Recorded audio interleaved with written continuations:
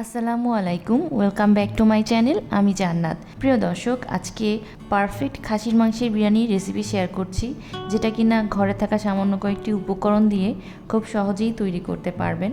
আশা করছি আমার আজকের রেসিপি আপনাদের ভালো লাগবে। যদি ভালো লাগে প্লিজ সাবস্ক্রাইব করতে ভুলে যাবেন না। কথা না বাড়িয়ে চলুন দেখে নিই প্রস্তুত প্রণালী। প্রিয় দর্শক, খাসির মাংসের বিরিয়ানি রান্না করার জন্য প্রথমে আমি একটা মিক্সিং বলে নিয়ে নিচ্ছি 2 কাপ পরিমাণ পোলাও চাল।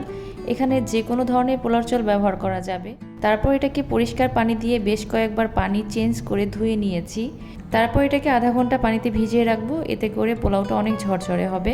তো এখানে আমি বিরিয়ানি রান্না করার জন্য 1.5 কেজি পরিমাণ হাড় চর্বি সহ খাসির মাংস নিয়ে নিয়েছি।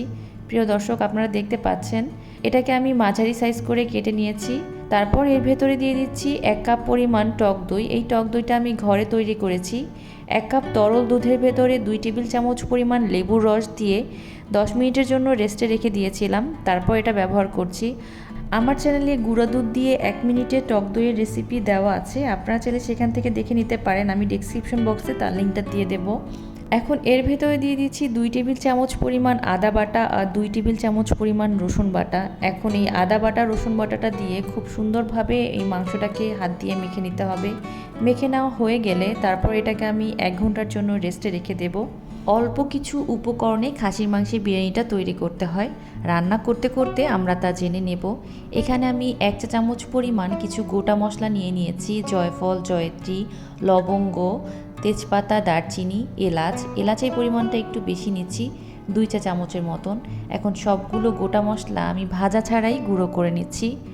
আমি গ্রাইন্ডার জারের মাধ্যমে গুঁড়ো করে নিয়েছি, আপনারা চাইলে এটাকে পাটাতেও গুঁড়ো করে নিতে পারেন।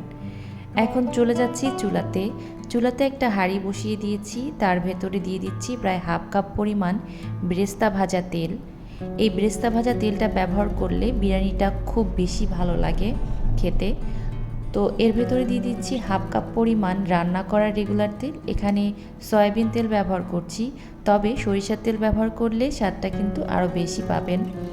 এর ভেতরে দিয়ে দিচ্ছি 2 টুকরো দারুচিনি আর 3 টুকরো এলাচের মুখটা আমি ফাটিয়ে নিয়েছি। এখন এর ভেতরে দিয়ে দিচ্ছি একটা তেজপাতাটাকে ছিঁড়ে 2 টুকরো করে নিয়েছি।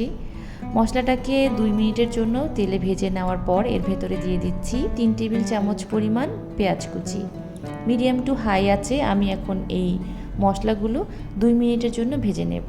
হালকা একটু বাদামি কালার হয়ে আসলে তারপর এর ভেতর দিয়ে দিচ্ছি 1/3 কাপ পরিমাণ পেঁয়াজ বাটাটাকে দিয়ে একটু ভেজে নেব 2-3 মিনিটের জন্য। ভেজে নেওয়া হয়ে গেলে এর ভেতরে দিয়ে দিচ্ছি 1 টেবিল চামচ পরিমাণ ধনে গুঁড়া, 1 টেবিল চামচ পরিমাণ জিরার গুঁড়া আর 1 টেবিল চামচ পরিমাণ লাল মরিচের গুঁড়া। এখন আমরা যে মশলাগুলো গুঁড়া করে রেখেছিলাম সেই মশলাগুলো এর ভেতরে দিয়ে দিলাম। এখন মশলাগুলোকে খুব ভালোভাবে কষিয়ে নেব। এর জন্য সামান্য একটু পানি দিয়ে দিচ্ছি, যাতে করে মশলাটা পুড়ে না যায়। স্বাদ মতো লবণ দিয়ে দিচ্ছি। এখন মশলাটাকে একটু কষিয়ে নেওয়ার পালা। মশলাটা কষিয়ে নেওয়া হয়ে গেলে আমরা যে মাংসটা মেরিনেট করে রেখেছিলাম সেই মাংসটা এর ভেতরে দিয়ে দেব। তারপর এটাকে ঢাকনা দিয়ে মিডিয়াম টু হাই আছে 5 মিনিটের জন্য রান্না করব। তারপর দেখবেন বেশ খানিকটা পানি বের হয়েছে। পানি বের হওয়ার পরে এটাকে ঢাকনা দিয়ে আরও 10 মিনিটের মতন রান্না করতে হবে।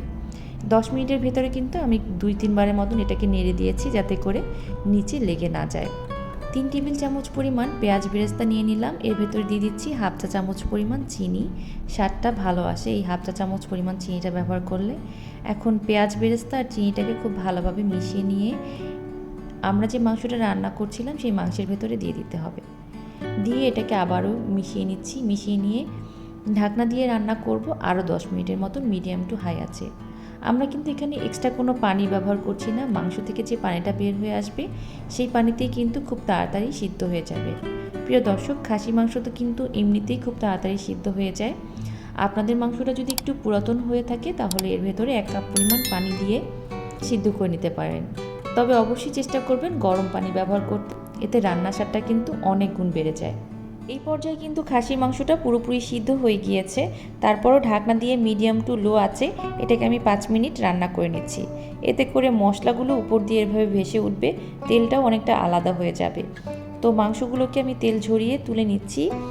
এই একই প্যানে আমরা আজকে পোলাওটা রান্না করে নেব। যে পোলাও চালটা আমরা ভিজিয়ে রেখেছিলাম সেটাকে খুব ভালোভাবে পানি ঝরিয়ে নিয়েছি। তারপর এর ভেতরে দিয়ে মিডিয়াম টু হাই আছে পোলাও চালটাকে ভেজে নিতে হবে। অবশ্যই কিন্তু ভেজে নিতে হবে, যতক্ষণ না চালটা খুব ঝরঝরে হয় ততক্ষণ এটাকে ভেজে নিতে হবে। ফুটন্ত 2 কাপ পানি এবং 1 কাপ তরল দুধ দিয়ে দিতে হবে। দিয়ে খুব ভালোভাবে আলতো হাতে মিশিয়ে নিচ্ছি। মিশিয়ে নিয়ে এর ভেতরে স্বাদ মতো লবণ ব্যবহার করতে হবে। মাংসে কিন্তু আমরা লবণ ব্যবহার করেছি, সেই অনুযায়ী এখানে লবণ ব্যবহার করতে হবে। তারপর ঢাকনা দিয়ে আমরা এটাকে রান্না করব মিডিয়াম টু লো আছে প্রায় 10 মিনিটের মতন। 10 মিনিটে পোলাও চালটা কিন্তু খুব ভালোভাবে সিদ্ধ হয়ে যাবে, প্রায় 80%-এর মতন সিদ্ধ হয়ে যাবে। চুলার আঁচটা কিন্তু বাড়িয়ে দেওয়া যাবে না, এতে করে কিন্তু নিচে লেগে যাবে, পোলাও চালটাও ভালোভাবে সিদ্ধ হবে না। তো মিডিয়াম টু লো আছে এই কাজটা করতে হবে। আলতো হাতে আমি একবার নেড়ে দিচ্ছি। এর ভেতরে দিয়ে দিচ্ছি আস্ত কাঁচামরিচ। কাঁচামরিচটা দিলে কিন্তু কোনো ঝাল হবে না, সুন্দর একটা ফ্লেভার আসবে। তারপর যে মাংসগুলো রান্না করে রেখেছিলাম সেগুলো এর ভেতরে দিয়ে দিতে হবে।